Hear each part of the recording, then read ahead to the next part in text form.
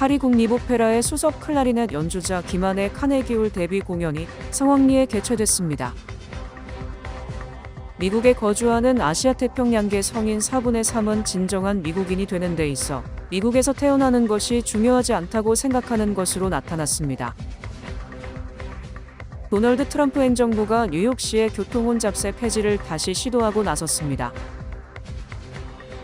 미국 내 이민 신청 적체가 사상 최대 수준으로 치솟으며 합법 이민 절차마저 사실상 마비 상태에 빠졌다는 지적이 나왔습니다. 모두가 누릴 수 있는 권리, 바로 아름다움입니다. 키스는 누구나 더 쉽고 당당하게 자신의 아름다움을 즐길 수 있는 세상을 꿈꿉니다. 키스는 우리 모두의 미래가 더 아름답게 빛날 수 있도록 최선을 다할 것입니다. 당신의 아름다움의 모든 순간, 키스가 함께합니다. 한 선택이 모든 것을 바꿀 수 있습니다.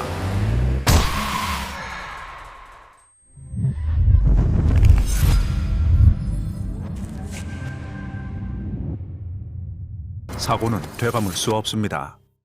파리 국립오페라의 수석 클라리넷 연주자 김한의 카네기홀 데뷔 공연이 성황리에 개최됐습니다.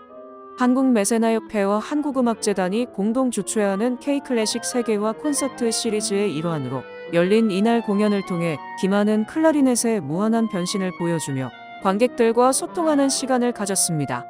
그는 이날 생상스, 브람스, 플랑크, 번스타인의 클라리넷 소나타부터 한국 현대음악의 거장 이건용의 저녁 노래까지 고전과 현대가 아우르는 명곡들을 들려주며 클라리넷이 가진 다채로운 색채와 감성을 관객들에게 성공적으로 전달했습니다. 정해져 있는 정체성이 없다고 해야 될까요? 그래서 굉장히 다양한 소리를 낼 수가 있고 또 그러다 보니까 클래식에 국한되지 않고 다양한 장르에서도 이 악기가 사용이 되고 있습니다. 그래서 작곡가마다 이 악기를 바라보는 관점이 굉장히 다르거든요. 그래서 최대한 많은 나라의 작곡가들의 곡으로 구성을 했고 한국매세나협회와 한국음악재단은 카네기홀에서 한국의 차세대 연주자를 소개하기 위해 한인 연주자들의 뉴욕 데뷔를 지원하는 사업을 펼치고 있습니다.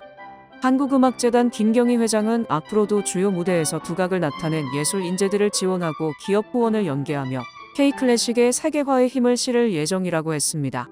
2027년 네 번째 시리즈로 2021년 페루초 부소니 국제 피아노 콩쿠르에서 우승한 피아니스트 박재홍의 무대가 오를 예정입니다.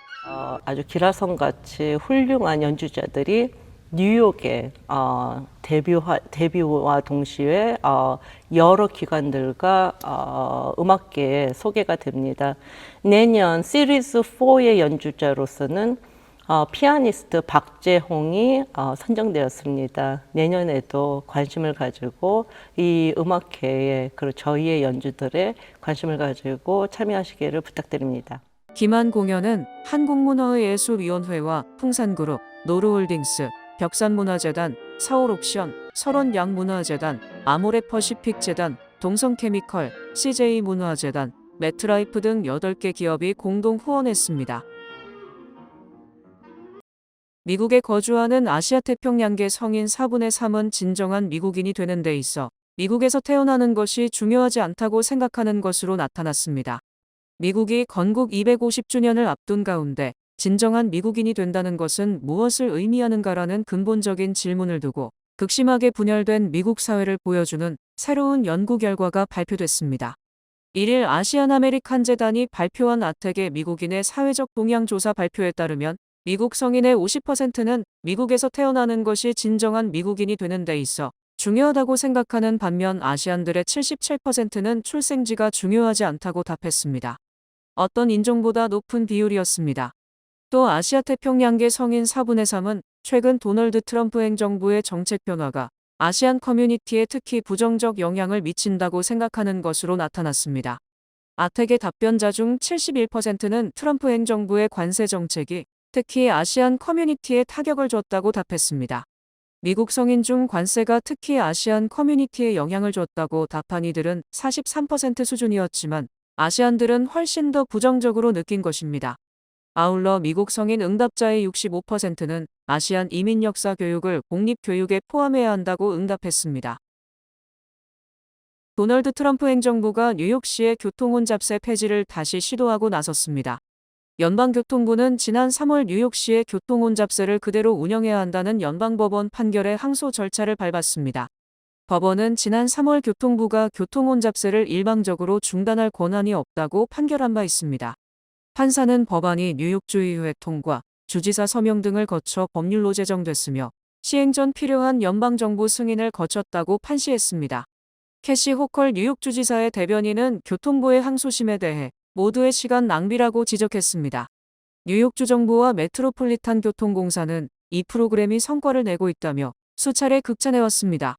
맨해튼 60스트릿 남쪽으로 유입되는 차량이 프로그램 시행 후 최소 2,700만 대 줄었고 지금까지 교통혼잡세 수입으로 5억 5천만 달러 이상의 수익을 창출했다고 밝혔습니다. MTA는 만성적인 재정 적자를 메우기 위해 교통혼잡세가 절실하다는 입장입니다. 미국 내 이민 신청 적체가 사상 최대 수준으로 상승하며 합법 이민 절차마저 사실상 마비 상태에 빠졌다는 지적이 나왔습니다. 공영방송 NPR이 연방이민서비스국 자료를 분석한 결과 시민권, 영주권 취업허가, 망명 신청 등 약 1,160만 건이 처리되지 못한 채 대기 중인 것으로 나타났습니다. 문제는 단순한 지연을 넘어 신청 접수조차 확인되지 않는 사례가 급증하고 있다는 점입니다. 국토안보부 산하기관인 USCIS가 심사 절차를 강화하면서 일부 신청자는 수개월 동안 접수 여부조차 통보받지 못하고 있습니다. 이로 인해 합법적 체류 자격을 기다리던 이민자들이 추방 위험에 노출되는 상황이 발생하고 있습니다. 특히 트럼프 2기 행정부 출범 이후 적체 현상은 급격히 증가했습니다. 지난 1년 사이 대기 건수는 약 200만 건 늘어나 1기 행정부 4년 전체 증가폭을 뛰어넘었습니다. 일부 신청은 몇 달 만에 처리되는 반면 다른 신청은 접수 확인까지 수개월이 걸리는 등 심각한 불균형도 나타나고 있습니다. 연방법원이 범죄 이력이 없고 미국에 오래 거주한 이민자까지 보석 심사 기회조차 주지 않고 구금하는 트럼프 행정부의 정책에 제동을 걸었습니다. 지난달 28일 뉴욕 소재 연방 제2순회항소법원은 추방 대상이라는 이유로 범죄 이력이 없고 미국에 오래 거주한 이민자까지 보석 기회 없이 구금하는 연방 이민세관 단속국의 정책에 대해 위법 판결을 내렸습니다. 이 소송은 트럼프 행정부가 미국에 오래 거주한 이민자까지 입국 신청자로 간주해 보석 심리 없이 의무 구금 대상으로 해석한 것에 맞서 구금된 이민자들이 소송을 제기하면서 본격화됐습니다. 이번에 제2순회항소법원이 트럼프 행정부의 정책을 불법이라고 판결하면서 법적 공방의 새로운 전기가 마련됐습니다. 해당 항소심은 수백만 명의 비시민권자에 대해 미국 역사상 가장 광범위한 보석 없는 구금이 이뤄질 수 있다며 이는 헌법을 위배한다는 입장을 보였습니다. 이 소송은 결국 연방대법원에서 최종 판가름 날 것으로 여겨집니다. 남자친구에게 결별을 통보한 30대 한인 여성이 타이어 훼손과 차량 침입 등 끈질긴 스토킹에 시달리다 결국 14발의 총격을 받아 무참히 살해된 사건이 뒤늦게 밝혀지면서 스토킹 범죄의 위험성이 다시 한번 드러났습니다. CBS 시사 프로그램 48시간은 그가 총을 갖고 있다라는 제목의 방송을 통해 워싱턴주 한인 여성 글로리아 최 피살 사건을 집중 조명했습니다. 방송에 따르면 지난 2022년 1월 2일 오후 7시께 시애틀 인근 레이구드에서 호텔 매니저로 근무하던 당시 33세 글로리아 최 씨가 자신의 픽업트럭 안에서 911에 전화를 걸어 어디 있는지 모르겠다. 차에서 내리는 게 무섭다며 도움을 요청했습니다. 이어 남자친구가 따라오고 있다. 방금 내 차를 들이받았다고 말한 뒤 그가 총을 갖고 있다고 다급하게 외쳤습니다. 그 직후 여러 발의 총성이 들렸고 신고 전화는 그대로 끊겼습니다. 현장에 긴급 출동한 경찰은 차량 뒷 유리창을 깨고 최 씨를 구조해 병원으로 옮겼지만 최 씨는 결국 숨지고 말았습니다. 현재 최 씨 유족은 경찰의 부실 대응이 비극을 키웠다며 레이구드 경찰국과 시정부를 상대로 민사소송을 진행 중입니다. 방송에 출연한 유족 측 변호사는 경찰 측은 이미 릭먼이 접근 금지 명령을 반복적으로 위반하고 있다는 사실과 총기를 보유하고 있다는 점을 알고 있었다며 충분히 예견 가능하고 예방 가능한 사건이었다고 주장했습니다. 연방교육부가 대학원 학자금 대출 상한제를 오는 7월부터 시작한다고 공식 발표했습니다. 교육부는 지난달 30일 올해 7월 1일부터 학자금 대출 과다를 줄이고 상환 시스템을 단순화하는 규정을 시행한다고 밝혔습니다. 이번 개편의 핵심은 대학원생들이 주로 이용해왔던 대학원 플러스 프로그램 폐지와 연방대출한도 축소입니다. 기존 대학원생들은 그레드 플러스 프로그램에 따라 등록금과 생활비 전액을 대출받을 수 있었으나 도널드 트럼프 행정부의 감세법에 해당 프로그램을 폐지하는 내용이 포함됨에 따라 의학, 법학 등 전문학위로 인정된 일부 프로그램에는 총 20만 달러, 일반 대학원 프로그램에는 총 10만 달러 대출금 한도가 적용됩니다. 교육부는 학생들이 연방대출을 계속 이용 가능하도록 보장하는 동시에 과도한 대출을 막아 납세자들에게 4,090억 달러 절감 효과를 가져올 것이라고 설명했습니다. 중부사령부가 미국 상선 두 척이 호르무즈 해협을 성공적으로 통과했다고 밝혔습니다. 도널드 트럼프 행정부가 4일 호르무즈 해협 안에서의 선박들을 구출하기 위한 이른바 프로젝트 프리덤 작전을 개시한 가운데 미군은 미국 국적 선박 두 척이 안전하게 호르무즈 해협을 통과했다고 4일 발표했습니다. 이번 발표가 사실이라면 트럼프 대통령 지시로 프로젝트 프리덤 작전이 개시된 이후 처음으로 상선이 호르무즈 해협을 통과한 사례가 됩니다. 미국과 이란은 이날 작전 개시 이후에 호르무즈 해협에서 미 해군 선박 피격 여부를 두고 공방을 벌였습니다. 이란 매체들은 이란군이 호르무즈 해협으로 들어오던 미 해군 프리기탐을 막아냈으며 이 과정에서 미사일 2기가 발사돼 명중됐다고 주장했습니다. 그러나 중부사령부는 미 해군 함정은 피격된 바가 없다. 미군은 프로젝트 프리덤을 지원하고 있으며 이란 항구에 대한 해상 봉쇄를 시행하고 있다고 즉각 반박했습니다. 미국의 대표적인 저비용 항공사인 스피릿 항공은 최근 경영난을 견디지 못하고 폐업을 선언했으며 다른 대형 항공사들도 줄줄이 실적 전망치를 낮추고 있습니다. 스피릿 항공은 지난 2일 성명을 통해 전격 폐업을 선언하고 모든 항공편을 취소했습니다. 스피릿 항공은 고객 서비스도 더 이상 제공되지 않는다며 2026년 5월 2일부로 운항을 중단하게 된 것을 매우 유감스럽게 생각한다고 밝혔습니다. 이로써 스피릿 항공은 미국 주요 항공사 가운데 25년 만에 처음으로 문을 닫는 사례가 됐습니다. 실제 항공유 급등은 다른 LCC들의 수익성도 압박하고 있습니다. 제플루는 연료비, 공항 착륙료, 정비 비용 등을 충당하지 못할 항공편을 가려내기 위해 데이터를 분석 중입니다. 또한 최근 최대 22대 항공기를 담보로 5억 달러 규모의 부채 조달 약정을 확보했습니다. 이 때문에 업계에서는 제플루의 파산 가능성까지 거론되기도 했습니다. 월스트리트저널은 전 세계 항공사들이 급등한 유류비에 대응하기 위해 고심하고 있으며 그 결과 올해 수십억 달러 규모의 예상치 못한 추가 비용이 발생할 것이라며 비용 증가를 감당하기 위해 운임 인상과 노선 축소가 불가피한 상황이라고 보도했습니다. 소셜미디어를 이용할 때 친구나 가족의 게시물뿐 아니라 각종 사기 시도도 함께 노출되고 있어 이용자들의 각별한 주의가 요구됩니다. 연방거래위원회는 2025년 사기 피해를 신고한 소비자 가운데 약 30% 비율로 해당 사기들이 소셜미디어에서 시작됐음을 답했다고 밝혔습니다. FTC의 최근 발표에 따르면 지난해 소셜미디어에서 시작된 사기로 보고된 피해액은 21억 달러에 달했습니다. 이는 2020년 이후 8배 늘어난 규모로 사기범들이 소비자에게 접근한 여러 방식 가운데 소셜미디어가 가장 큰 금전 피해를 낸 경로로 집계됐습니다.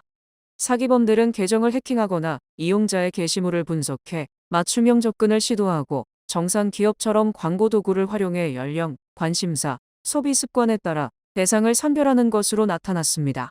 FTC에 따르면 페이스북, 왓츠앱, 인스타그램 등 주요 플랫폼에서 시작된 사기 유형 가운데 가장 많이 신고된 것은 쇼핑 사기였습니다.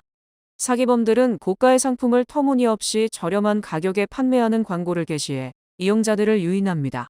또한 전체 피해 금액의 절반 이상은 투자 사기에서 발생한 것으로 나타났습니다. 사기범들은 광고나 후기 형식을 통해 주식시장에서 확실한 수익을 낼 수 있는 방법을 알려주겠다며 접근하지만 투자에는 항상 위험이 따른다는 점을 간과하게 만듭니다. 뱅크 오브 호프가 특별한 혜택을 드립니다. 성공적인 비즈니스를 위한 알찬 프로모션. 지금 가까운 뱅크 오브 호프 지점에서 만나보세요. 대형은행의 안정감과 로컬은행의 따뜻한 배려로 함께하는 뱅크 오브 호프 제공입니다. 주요 단신 전해드립니다. 연방하원 뉴욕 6선거구 민주당 예비선거에 출마한 척박 후보가 1일 월스트리트 인근에서 열린 선라이즈 무브먼트 집회에 참석했다가 경찰에 연행됐습니다. 2020년 대선을 전후로 도널드 트럼프 대통령의 개인 변호사로 활동했던 루디 줄리아니 전 뉴욕시장이 위중한 상태로 병원에 입원했으나 현재 안정적인 상태를 유지하고 있는 것으로 전해졌습니다.